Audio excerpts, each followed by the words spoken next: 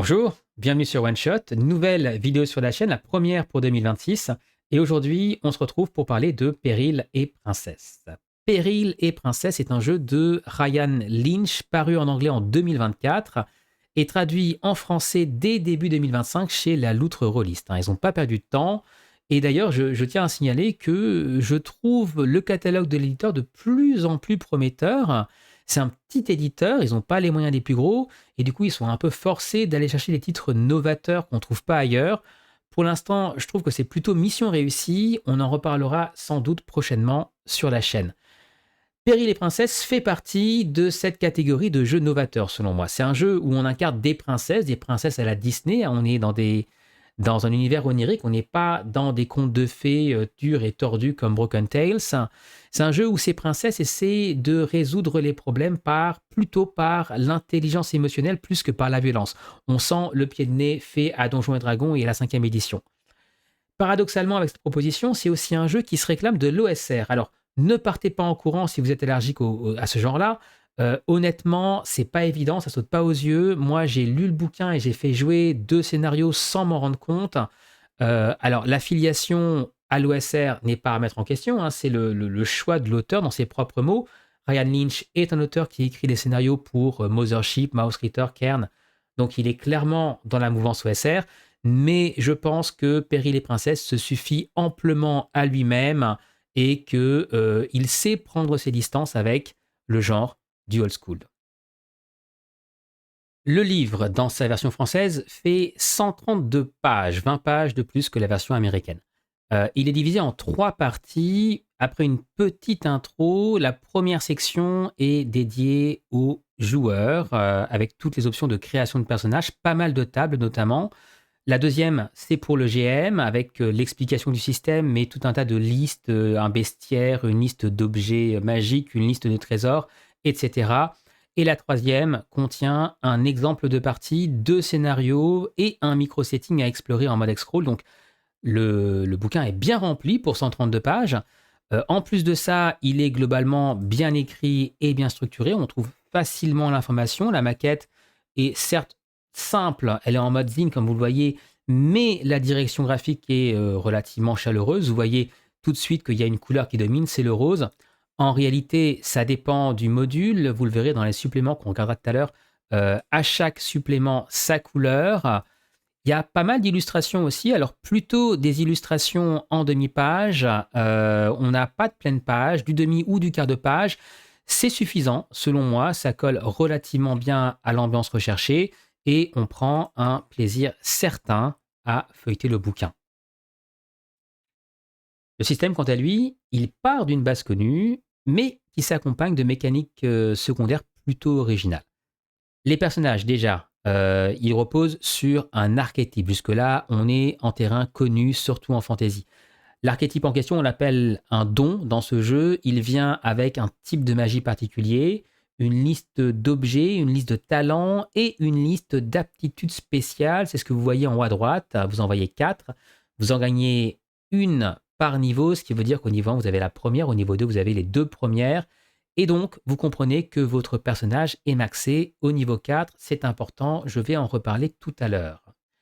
Une fois que vous avez choisi votre archétype, vous allez tirer vos statistiques, vos attributs au hasard. Vous lancez 4 des 4 par attribut. Il y en a 3, détermination, grâce et esprit.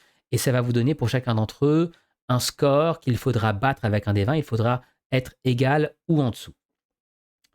On va dire quand même que les classes, elles sont au nombre de 8. Les classes, les sorts, les objets, les aptitudes, tout ça est quand même bien pensé. Ça donne un ton très décalé au titre qui marque bien l'esprit Péril et Princesse. Tenez, regardez, vous voyez ici les armes, ça fait bien penser à Morgborg. C'est sans doute là le côté OSR.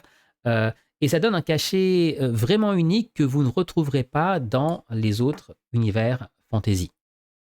Voilà, on va sauter quelques pages parce que j'aimerais qu'on regarde ensemble les scénarios officiels. Je fais partie de ces personnes qui pensent qu'on mesure réellement le succès d'une proposition de jeu en regardant la façon dont les auteurs du bouquin, les auteurs du jeu eux-mêmes, écrivent leur scénario. Et c'est on ne peut plus vrai ici. Il y avait, je vous l'ai dit, deux scénarios. Il y a deux scénarios et un micro-setting inclus dans le livre de base, en tout cas en version française. Le premier des scénarios s'appelle La couronne en bois de rose. Et si vous regardez, concrètement, c'est juste un donjon. Un donjon, on connaît ça. Franchement, est-ce que on peut faire du neuf avec un donjon? Eh ben oui, parce que si vous lisez le scénario, vous vous rendez compte que effectivement, chaque pièce, chaque rencontre, on essaye de vous proposer une façon de résoudre les problèmes autrement que par la violence bête et méchante. Et c'est là où on va vraiment ce qu'essaie de faire le jeu. C'est pas uniquement dans la liste des objets ou des aptitudes, on s'en rend vraiment compte dans la façon dont les scénarios, dont ce scénario est écrit. Alors, je ne l'ai pas joué, mais à la lecture, j'ai vraiment l'impression que ça peut, que ça doit pouvoir fonctionner. Il y a derrière un micro setting, 4 pages seulement en X-Scroll, mais surtout, je voulais vous montrer, voilà, ça, le deuxième scénario, l'évasion sucrée, et vous ne pouvez pas ne pas avoir remarqué le changement de couleur. Ça s'explique par une raison toute simple.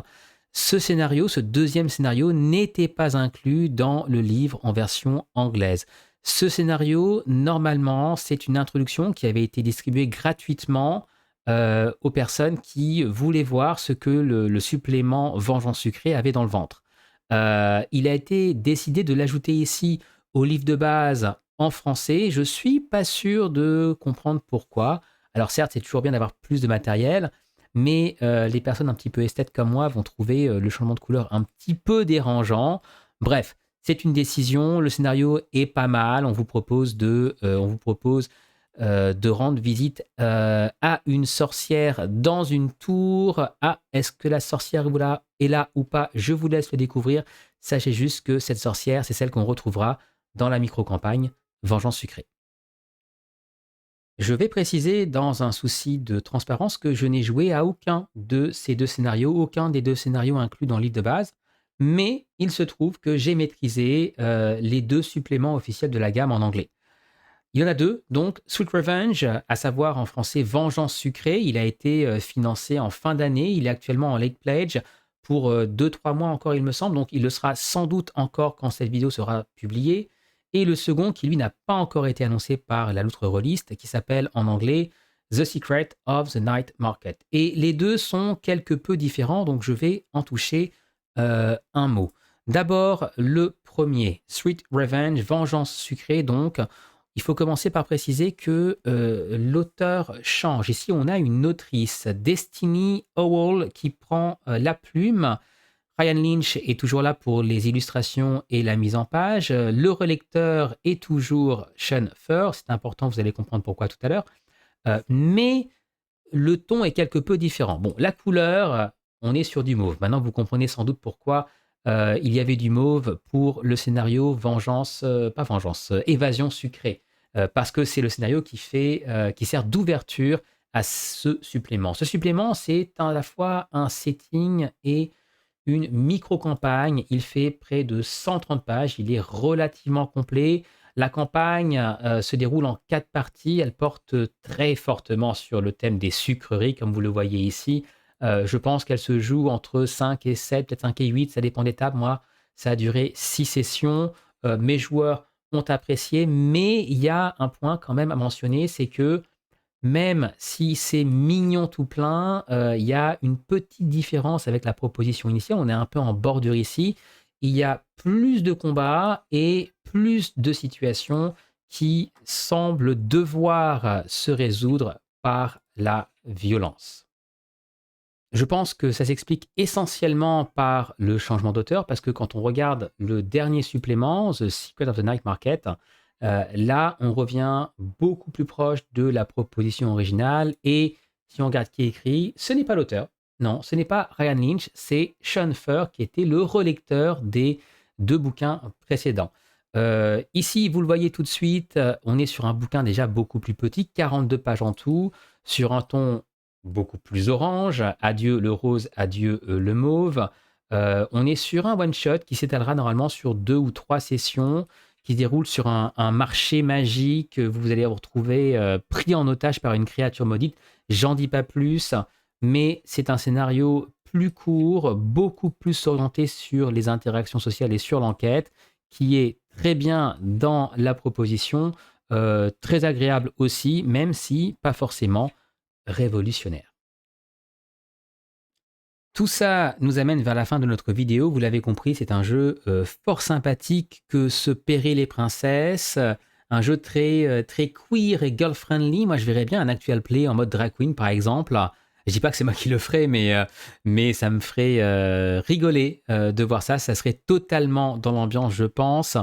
C'est un jeu qui, par certains aspects, certes se rattache à l'OSR, mais qui aussi, par beaucoup d'autres, prend ses distances. Et puis, même si c'est pas une révolution du genre, même si c'est pas un jeu auquel on jouera à long terme, ça reste, selon moi en tout cas, un bon bol d'air frais, notamment pour des campagnes courtes. On espère un suivi de gamme chez la Loutre Release. On espère que les ventes ont été suffisamment importantes pour financer la suite. Si ça arrive, nous, on vous en reparlera. D'ici là, amusez-vous bien et je vous dis à bientôt pour une prochaine vidéo.